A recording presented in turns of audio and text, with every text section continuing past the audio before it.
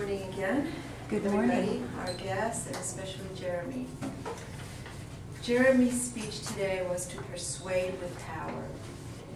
And he extolled it with his courage and enthusiasm to talk about a subject that can provoke much controversy and much of a variety of opinions.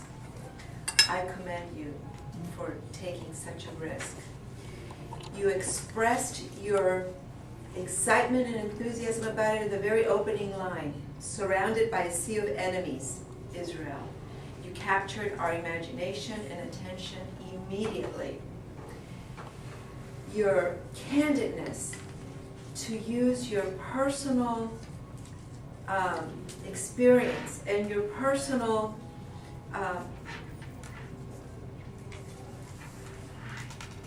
convictions and tell us that you are a Jew, which is actually a very risky thing to do, I believe, in this kind of an environment, which, by the way, I am too. I was born that way, but anyway, besides the point.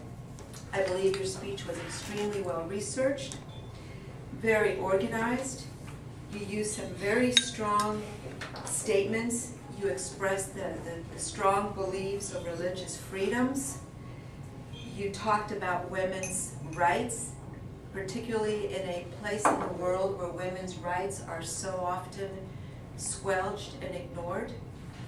You used excellent eye contact to make your point, stopping to pause. You also used excellent vocal variety as you expressed the points with a high pitch in your voice, and you lowered your eye and you lowered your tone of voice at the very end. I believe that your speech was an excellent, excellent point, and you persuaded us with power. The one thing I would have liked to have seen you do a little bit differently was to step away from the podium.